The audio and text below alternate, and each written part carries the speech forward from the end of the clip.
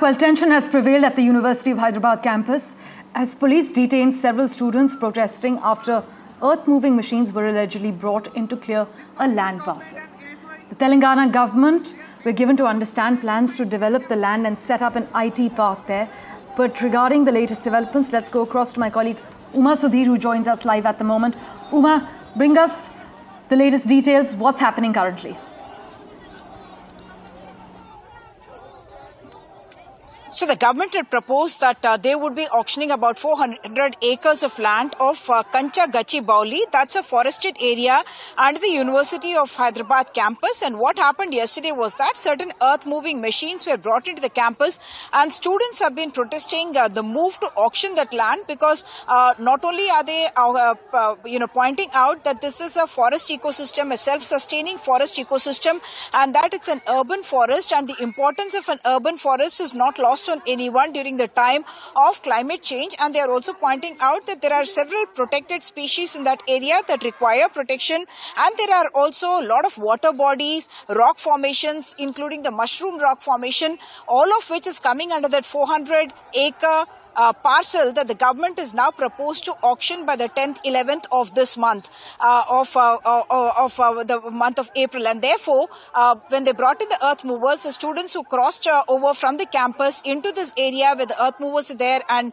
climbed onto them, about 53 of them were taken into preventive custody by the police and not allowed to come into that area, which was in a sense cordoned off by the police. I must point out that while the University of Hyderabad, when it was established about 50 years ago in 1974, it was given about 2,300 acres of land. It was promised that land, but subsequently, when the government started using parts of that land for various other purposes, the University of Hyderabad had gone to court, and in 2022, the court had declared that there is no such transfer deed that was executed, and therefore, this cannot be considered to be university land. The government has in fact said that it belongs to the government only. There's 400-acre parcel of land. They have also clarified, saying that this is not an ecologically sensitive area that we are actually trying to develop into an urban area, and they in fact want to develop an IT zone in that particular area, and they are saying for economic development of the city itself, that would be a very important component of it, and that's the reason why they are auctioning this 400 acres of what is called Kancha Gachibauli area. But the tension between the government and the students continuing there, and the BRS now asking the question about, say leaders like Revant Reddy, who had gone to the students and supported them during the Rohit Vemula, episode, and 2016 when the protests were happening on the campus, and saying that now the same government or the same leaders in that sense are cracking down on the students. Back to you. Uma, as always, thank you so much for joining us with the latest developments. In fact, let's also get in a word from the BRS and the Congress. At the moment on the broadcast, joining us over the phone line, spokesperson of the BRS, Dinesh Chaudhary. In a few moments from now, we'll also have senior Congress leader Shyam Prasad Mekha with us. A reaction from the BRS first. Mr. Chaudhary, the Telangana government has initiated land development plans in the University of Hyderabad, as we can see. Can you explain how this development will benefit the university as well as the local community? And how do you address concerns from students about potential disruptions to their education? Yes. What we are seeing today is Congress revealing its true colors when it's in power. They promised they'll bring back Indiramma's ruling in Telangana before elections, and today they have brought back the emergency days where freedom of speech is curbed, where freedom of protesting is curbed, and even journalists who are reporting these protests are being arrested. Yesterday, the same thing happened in the incident where Revant Reddy's government is bulldozing the protest. The students of Hyderabad University, they have been demanding that this place is being used as their research facility, where there are more than 734 plant species, 220 bird species, and numerous mammals and protected animals, including the star tortoise and the Telangana state animal, the spotted deer. There are many such things. And to expose the hypocrisy of Congress, before elections, Revant Reddy and Congress leaders used to always say that what is the governance you are doing by auctioning state government lands? Is this what your type of governance is? But today what they are doing, they are auctioning the prime property, which is the lung space of Hyderabad. 400 acres of greenery, which supports the ecological balance in that area.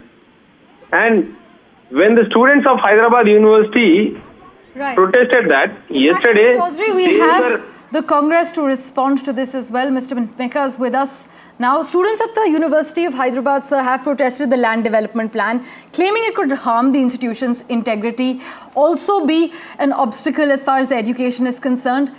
Then would you say this is just a case of disregarding public dissent in the name of development?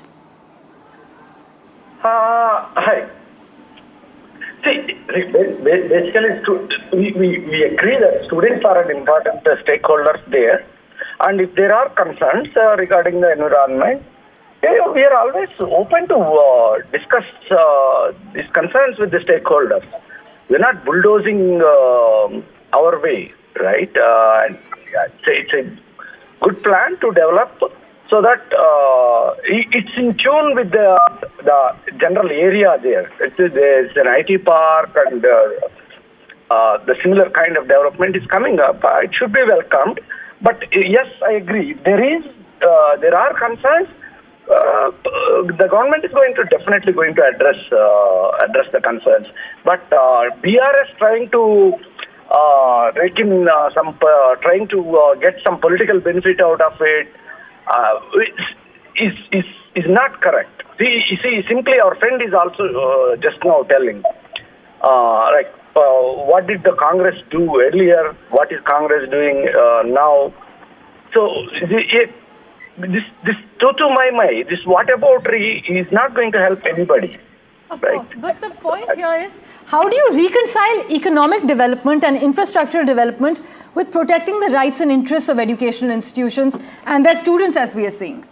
Yeah, that's a larger question in front of us as a society throughout the country. That's a larger question. But this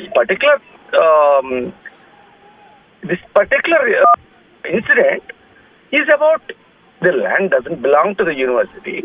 But yes, I agree. Yeah, even if it doesn't belong to the university, students have the right to have their opinion, and they have the right to express it. So I am not denying that. So the thing is, well, gentlemen, thank you so much for making time for us and joining us on NDTV.